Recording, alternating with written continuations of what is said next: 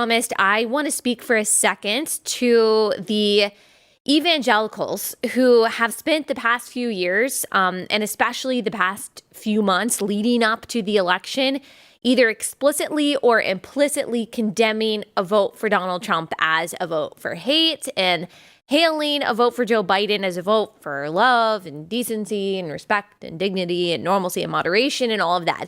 These are Christians who say that they care very much about obeying God, both publicly and privately. Many of them claim to even care about religious liberty, and yet they outright insisted or at least just implied that voting for Trump was worse than anything that Biden and Democrats could ever do, could ever usher in. There are organizations who claim to be bipartisan, who say that they care about religious freedom and protections for LGBTQ people, who are only now sounding the alarms on what the Equality Act actually means when they had ample opportunity to do so ahead of time.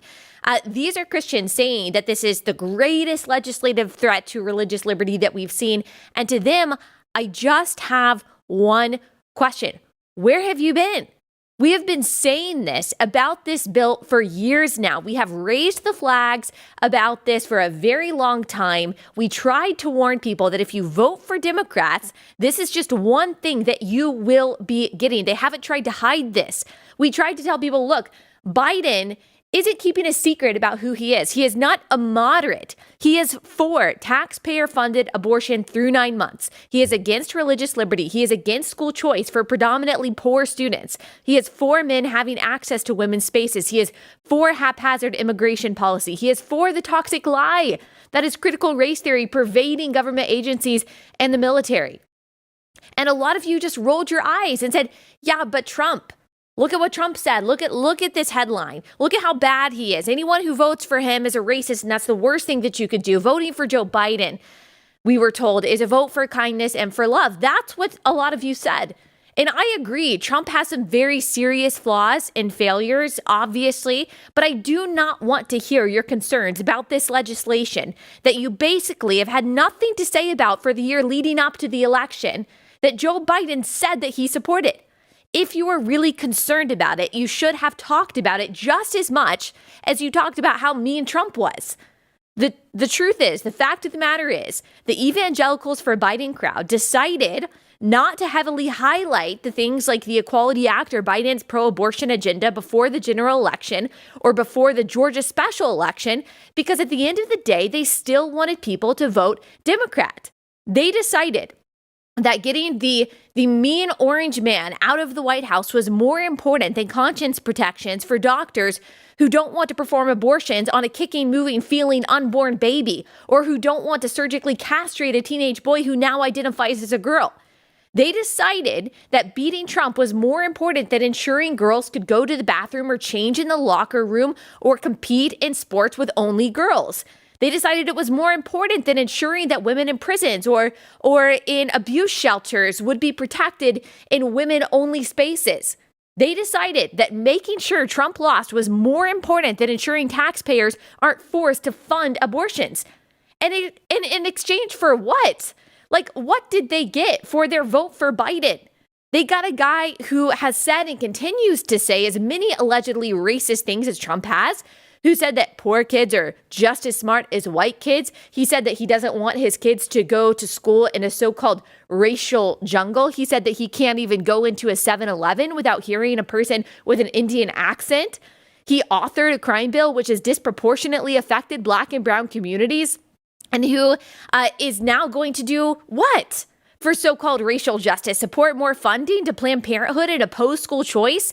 What will Biden and Democrats accomplish in this area that Trump did not? You didn't get better facilities at the border. All you got is Washington Post changing their language from, quote, kids in cages, which is what they called the border shelters under Trump, to, quote, influx facilities, which is what they're calling them now. Either way, by the way, they were built by the Obama administration, I will note. Which should tell you how utterly affected so many people were by the media hatred of Trump and the glossing over of Biden, including the Christians who voted for Biden, who thought that they were making a good exchange.